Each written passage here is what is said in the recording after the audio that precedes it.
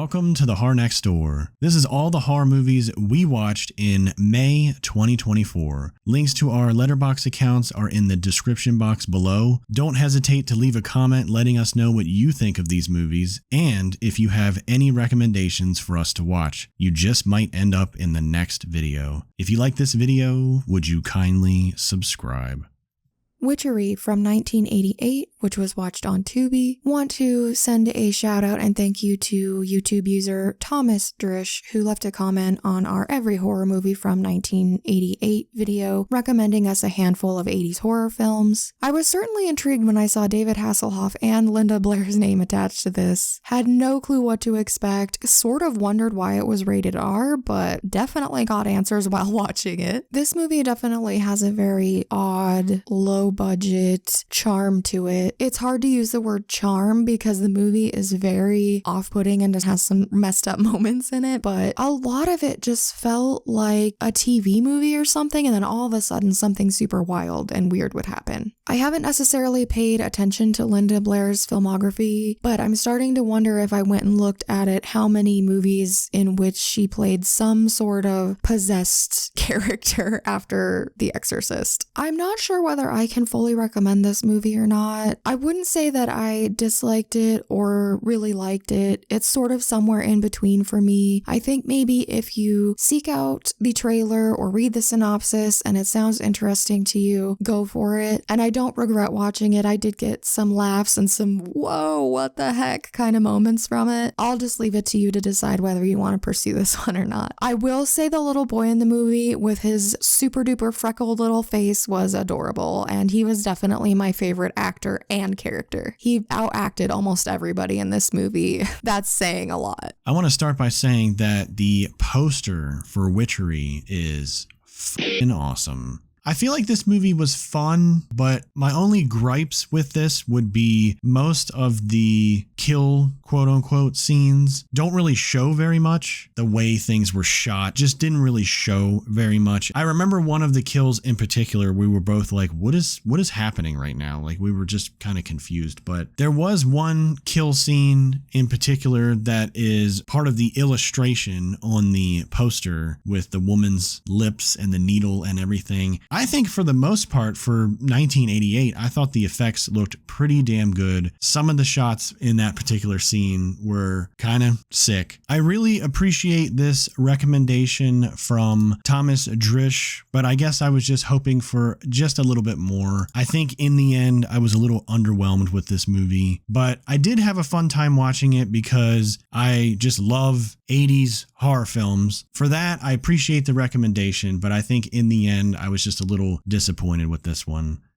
Necromentia from 2009, which was watched on Tubi. Tubi is my go-to when I have no clue what to watch, and it's probably my favorite streaming service. This happened to be recommended to me on the home screen. I read the description, I thought it sounded cool, started watching it, and immediately as the credits started, it seemed familiar to me. Turns out I had already seen the film. I suddenly had a flashback of watching it on demand on cable back when FearNet still existed. I can understand why I didn't immediately recognize that it was something I had already seen. It's not like when you go to a video store and you're looking at the covers of VHS or DVDs and you recognize stuff you've already rented. It's different when it's on streaming. But in addition to that, the movie itself is a very visual, visceral experience. It's something that when you're in it, it's like, whoa, this is wild and weird. But I can definitely see why, especially after all these years, I didn't blatantly remember it until it started playing. The fact that I recognized it so quickly is a great sign, and I do very much recommend the movie. There is certainly some very disturbing and gross imagery in this, but if you've been watching the channel for any extended period of time, you know that I'm into that.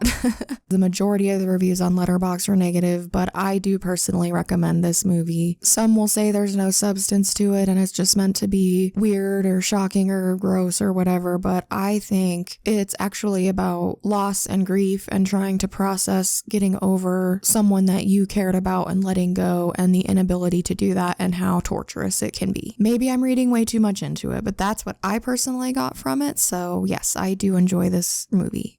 The Flood from 2023, which I watched on Hulu. This is a movie that I remember watching the trailer for when we were preparing for one of our horror movie trailer videos, I think last year. This movie is just exactly what I thought it was going to be. Just over the top, ridiculous, crappy CGI alligator shenanigans. The only noteworthy actor in this entire movie is Casper Van Dien, who you might know from Starship Troopers. Basically, the concept is there is a group of prisoners that are being transported from one prison to another. There just happens to be a massive hurricane going on. And then also at the same time, there's this group of like mercenary guys that I think are trying to bust one of these guys out. So it all kind of comes together when they have to take the prisoners off the road and to a local police station, which is not equipped for housing a bunch of maximum security prisoners. So you have a bunch of prisoners locked in some little teeny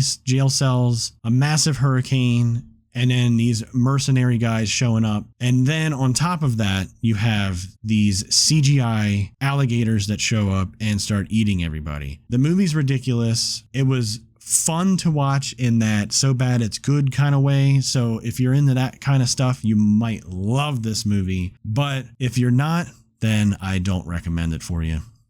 Lovely, Dark, and Deep from 2023, which was watched on Tubi. I remember watching this trailer, and I know we didn't end up talking about it in a favorite trailers video, but it did intrigue me, and the movie actually blew me away. It was an extremely pleasant surprise for me because I wasn't expecting to like it as much as I did. This is another movie where people would probably say, oh, nothing happens, or it's weird for the sake of being weird, and maybe not appreciate the awesome visuals, the great acting from the lead, or any type of interpretations that you might make watching this. It sort of leaves things open to interpretation, and I love stuff like that. I know I name drop David Lynch all the time, but I actually specifically thought of Mulholland Drive when I was watching this. Just a really quick little snippet of a thing, which was the elderly couple that the lead was engaging with, reminded me of the elderly couple in Mulholland Drive. It wasn't in any extensive way that it reminded me of that film. I did think of David Lynch a couple of times and his style of filmmaking, and how so much of his work, especially because he doesn't go out of his way to explain it either in the film or outside of the film in interviews and things. And I don't know if that's a part of the reason that I really, really liked it. I think a lot of horror fans watching this movie might feel a little bit disappointed. So I do recommend the movie, but if you're seeking something specifically that's slashery or full of action or the things that people typically think of when they think of a horror film, you might not like this movie.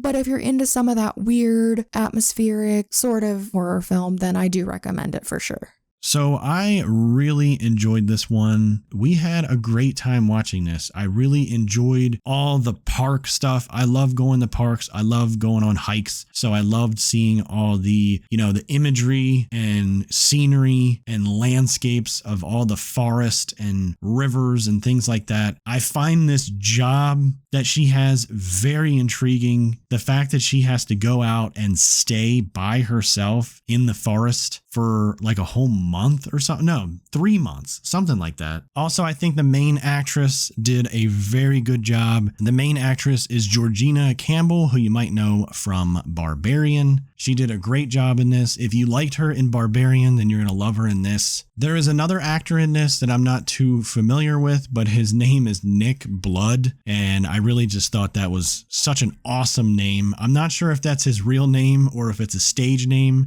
but Nick Blood. That's an awesome name. This movie definitely has a lot of wild stuff that happens towards the middle and second half of the movie that feels like it's not really explained very well. And I'm not complaining that it's not explained very well. I really hate it when some movies just beat you over the head with exposition and explanations of how everything works and all that jazz. So I'm not complaining. I'm just saying there are some stuff towards the end that might confuse a lot of people. I think that might be why this movie has a lower average rating than what I think it deserves, but I really liked it and we really enjoyed it, so I would say go and check it out.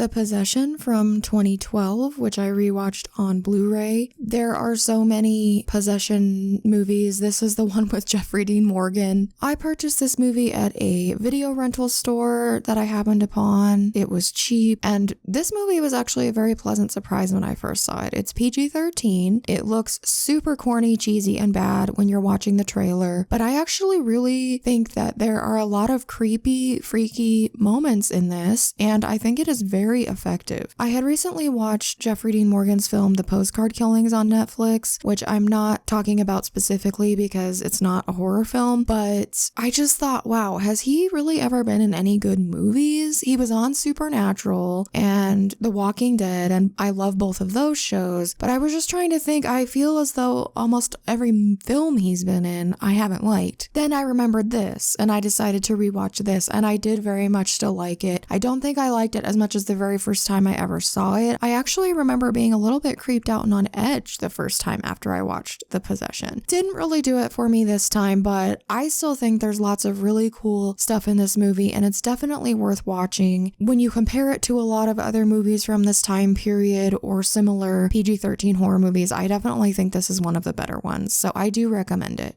Autumn Road from 2021, which we watched on Tubi. I think this movie is just a great Halloween horror film. It really captures the atmosphere of Halloween because these people run this haunted house, which is really cool. I always loved haunted houses, so seeing this like behind the scenes look at a family that owns this haunted house was really neat. The whole twin brother thing was really interesting. One of them's really nice, obviously, and the other one's kind of a psycho. I can understand some people's gripes with this movie, saying that it's too slow or more of a drama type situation than just a straight up horror film. I didn't really have that problem watching this. I didn't find it really that slow. Yes, it's much different than, say, something like Night of the Demons or Trick or Treat or something like that. It's not just in your face special effects and gore and that kind of stuff. It's almost more of like a character study, so to speak, but wrapped around the haunted house atmosphere and Halloween, and I liked it. There was some stuff at the very end of the movie that I didn't fully understand and I had questions, but overall I like this one and I would recommend it. And also I just want to mention real quick for all the Friday the 13th fans out there, this movie has a very small role played by Laura Park Lincoln, who you might know as Tina from Friday the 13th Part 7, The New Blood. Also, if you can hear a freaking lawnmower outside, they are currently cutting the grass at 4 o'clock in the afternoon. Mother May I from 2023, which was watched on Peacock. It's not that I disliked the film. I actually could relate to Kyle Gallner's character a little bit. I won't go into depth on reasons why, but I think that's what got me into and attached to the movie, and I'm not sure I would have been all that engaged otherwise. There were long periods of time where not a lot happened, and the way the trailer presented the movie isn't really what ended up happening in the film itself. Again, I'm not complaining. It's not that I disliked it. I do think we got really good performances from the actors portraying the main couple in the film. A lot of it also looked really cool. I just think the way that they chose to explain the reason that the main character's fiance was behaving the way she was didn't really work for me. After a while, she also sort of starts getting frustrating. I personally started getting sick of whatever she was or wasn't doing. It was like, okay, either something needs to happen or they need to explain why she's behaving this way. Again, I'm not a person that wants, needs, or requires some sort of explanation for what's going on in a film. I'm perfectly fine coming away with my own interpretations, but when a lot of it was sort of dial tone and repetitive, but you still don't get either some sort of huge occurrence or some sort of an explanation, then what are you really taking away from it? I felt like when this ended, oh, that's it? I think if you are a fan of Kyle Gallner's, I would recommend it, but even more so than Perpetrator or Lovely Dark and Deep, I feel like not a lot happens in this. So if, again, you're looking for a more standard horror film and you want more action out of it, then I wouldn't really recommend this. I think it almost verges on not being a horror film in my opinion, so take that as you will. So I really feel like this is a case of the trailer advertising something that is much different than what the movie actually is. The trailer for this movie really makes it seem like it's going to be a psychological horror film, and I feel like the movie is really not a horror film, but it really is teetering on that line of being a horror film and not being a horror film. But I just want to say that up front, because if you are interested in this, that might be a disappointment for you. It was slightly a disappointment for us. I mean, we enjoyed the movie regardless, but going into it thinking it's going to be more of a horror film, and then all of a sudden it's not really a horror film. This movie was good nonetheless, but I think I was expecting a little bit more from the ending. I feel like it just kind of fizzles out, so to speak, instead of having more of an impact. Kyle Gallner does a great performance per usual, so for that I would recommend it.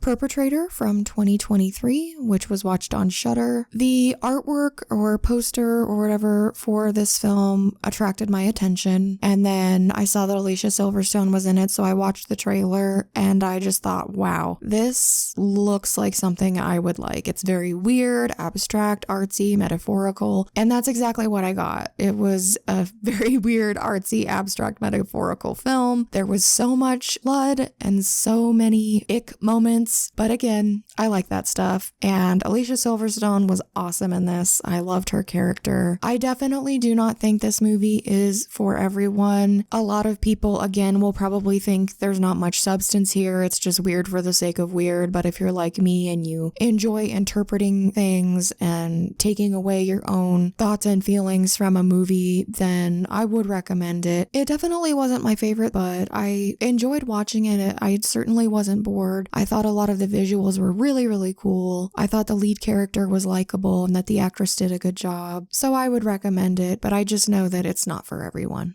Scared to Death from 1980, which was watched on Tubi. Again, just scrolling through Tubi looking for something to watch, and the poster looked cool. I could not remember whether I had already seen this or not, so I put it on, and yes, I definitely had already seen it. Would I have watched it again purposefully? No, but I just decided to let it play because I couldn't remember anything about it, and after having rewatched it, now I know why. I do think this has a very Red Letter Media best of the worst, so bad it's good, laughably bad costuming monster thing, laughably bad acting sort of situations, and I can see why some people would like it for those reasons. I personally would not recommend this movie. Nothing really happened until the monster showed up, and whenever the monster did show up, all the action sort of got cut away from, kills and deaths and things like that weren't really shown, and the monster itself was hilarious. It's one of those rubber suit type deals and was an attempt at ripping off the xenomorph from Alien. So overall, no, I don't recommend this.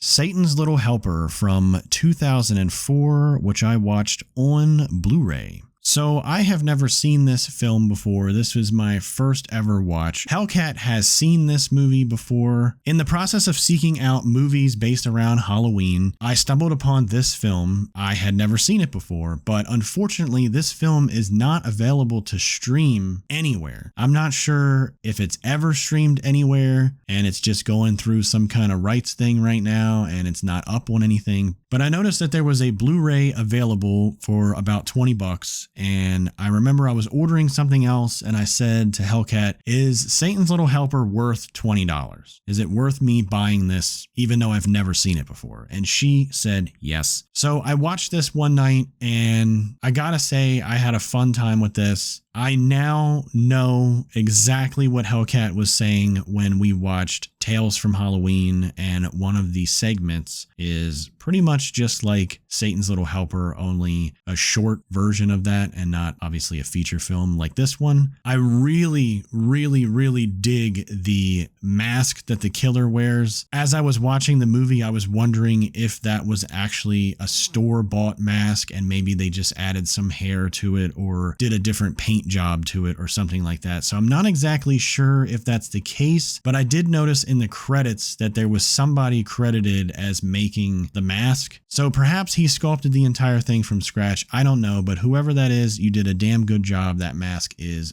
awesome. The most notable names that appear in this is Amanda Plummer, who you might know as Honey Bunny from Pulp Fiction, and also Catherine Winnick, who I know from Hellraiser Hellworld, which is one of the worst Hellraiser films that still starred Doug Bradley. But apparently she is in the Vikings TV show and she's one of the main characters, so that's news to me. It really is funny how many actors appear in Hellraiser Hellworld that have gone on to have really great careers. But back to Satan's Little Helper, I really did like the dynamic between the little boy and this devil guy. I thought it was interesting how the little boy really just thought everything was fun and games until towards the end he finds out that it's not fun and games. This movie definitely has a humor element to it. If you like your horror with a little bit of humor and you like Halloween, then I recommend this one. Check it out.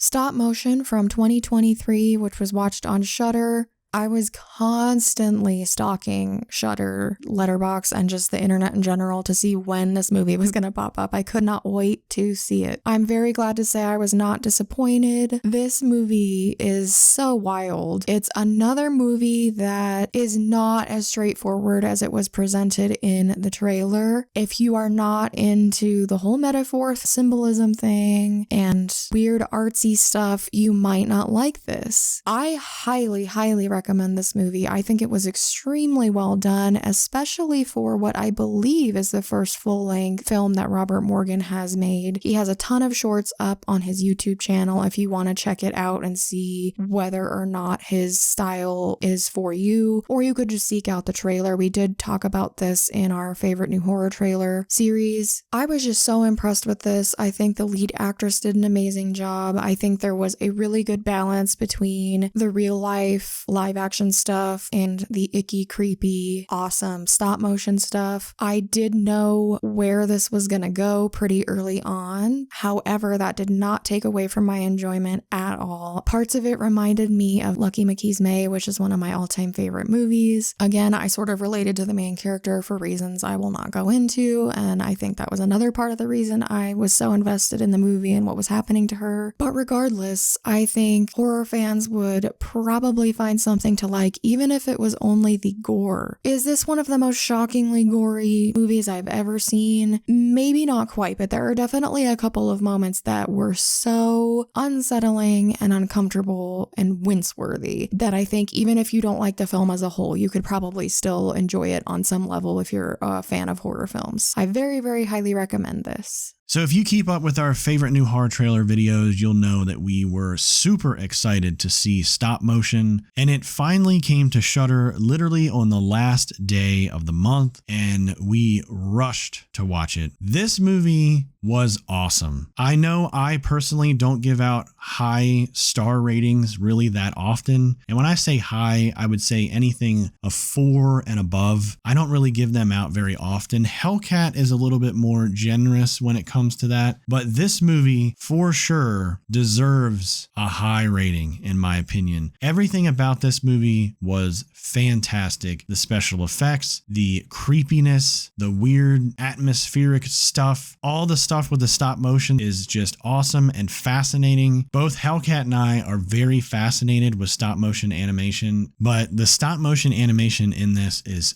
awesome. I really love the idea of how they blended stop motion animation with live action and made this creepy horror film. I really think the main actress in this did a superb job. Whoever played the little girl did a great job as well. She was great at being a brat at times and then also being super weird at times. I really don't think I'm lying when I say that stop motion is probably one of the best horror movies I've seen so far this year. So I cannot recommend this movie more. Go check it out. It's awesome.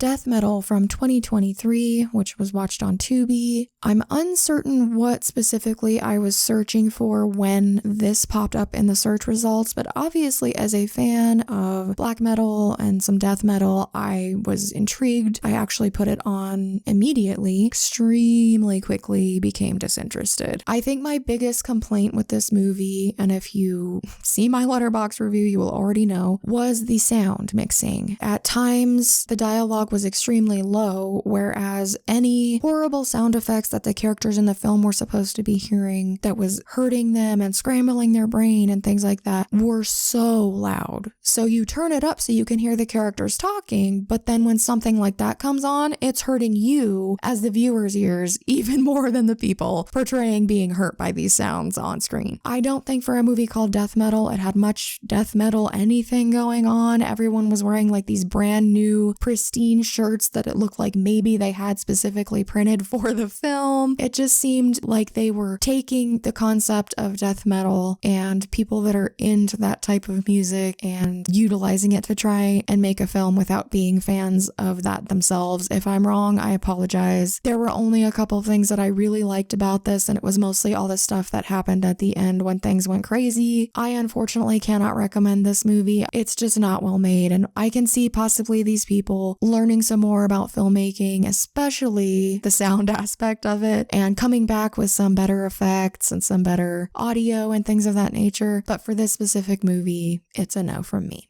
Creepshow 2 from 1987, which was watched on Prime. I had just watched The Iron Claw, which had Holt McCallany in it. I really like him as an actor. Every time I see him now, I always flash back to the moment when I discovered he portrayed Sam Whitemoon in the Chief Woodenhead segment of this film, because I watched Creepshow 2 a lot when I was a kid. My sister and I quote and reference it all the time to this day. My dad used to walk around the house randomly going, "Thanks for the ride, lady. Thanks for the ride." It's something I remember watching with my dad, who is no longer with us. And so I have a lot of nostalgia and a lot of really good memories associated to this from when I was a kid. I remember being in like the swimming pool and my sister and I putting our hair over our faces and crying out, "Randy!" like from the raft segment. Yeah, just really funny, silly stuff like that. And this movie is awesome. I can't believe how many poor reviews of this film are on Letterboxd. Obviously, the first Creepshow was a more serious interpretation, but I mean, for goodness sakes, these are based off of little comic book stories, right? Of course, there's going to be elements of silliness and comedy and over-the-top things in stories like that. I just love this movie, and maybe if I hadn't watched it so much when I was a kid and I was seeing it for the first time as an adult, I would look at it in a slightly different way, but I really don't think so. I think this is a super good time. Anyway, watching The Iron Claw and seeing Holt made me want to rewatch this. As soon as I saw him, I just was thinking, oh, this hair is gonna get me paid and laid. For anyone that hasn't seen the movie yet, I'm sorry. I'm referencing things that you will not know what I'm talking about, but I do very, very highly recommend this movie. I don't really understand comparing Creepshow 1 and 2 and basically automatically giving Creepshow 2 a poor rating or dismissing it just because it's not as serious or high quality or whatever you want to consider the first one. I don't even know what is such a huge drastic difference between the two. I love them both. I probably watched this one more when I was a kid, and I'm pretty sure I saw it before I saw the original Creepshow. So again, maybe I'm biased, but very highly recommend this. Jigsaw, or Saw 8 from 2017, which I watched on Blu-ray. If you've been following along these What We Watched videos, I'm slowly getting through the Saw series, and here I am at part 8. So this was the first Saw film to be made after the initial 7-movie run that they put out every single year for 7 years straight. So this came out 7 years later after Saw 7. Finally got another Saw film, and honestly, when we saw this in the theater when it first came out, we were both a little disappointed. It really just didn't feel like the other Saw movies. There's something about this movie that just doesn't feel like it's cut from the same cloth as the other Saw films. Also, and I tell this literally to any person I talk to, I really do think that this movie, up until this point in the series, obviously, has the worst twist ending in the entire series. I really don't like this ending at all. I really think the writers borrowed ideas from previous movies and just kind of made a hodgepodge of a Saw movie and kind of put everything together and said, oh, there's a new Saw movie. Obviously, when it comes to a Saw movie, watching the traps is pretty fun, but at least this movie has Tobin Bell in it. Tobin Bell is a legend at this point. Not having him, or at least not having his voice as the traps, really doesn't make it a Saw film, in my opinion. Although this movie, for me, is a little lackluster than the previous Saw movies, and I don't really like the twist ending, the fact that Jigsaw is in it, Tobin Bell is in it, I can still enjoy this movie. I think honestly the best way I could compare this is, for me, it's like watching Jason Goes to Hell. Jason Goes to Hell isn't really one of the best Jason flicks in the Friday the 13th franchise, but it has some cool gory scenes. That movie just has a lot of freaking crazy gory scenes in it. Even though the story isn't really all that great and some of the writing and stuff is kind of whatever, you can still get through it and have fun with it because of the gore and because of, you know, the fact that it's like this weird Friday the 13th story that you're watching, and then Jason shows up at the end and all that jazz. So I kind of compare Jigsaw to Jason Goes to Hell. It's weird. It's not really connected to the other movies in really any way. It introduces new elements to the franchise that have never been mentioned before and have never been mentioned since. I feel like there's some similarities there, but at the same time, you can still watch it and enjoy it because of the gore and the traps. So I think that's a cool comparison. Let me know if you agree on that. Although this is like a average run-of-the-mill rating when it comes to a Saw film, I would still recommend it. And just for the record, I will not be watching Spiral. I do not own it. To me, that movie does not exist. I'm going to go straight to Saw X. So once I get around to it, I'm going to watch Saw X. So stay tuned for that. As always, we thank you so much for watching. Leave us a comment if you have any horror movie recommendations, and we will add them to our watch list. Until next time.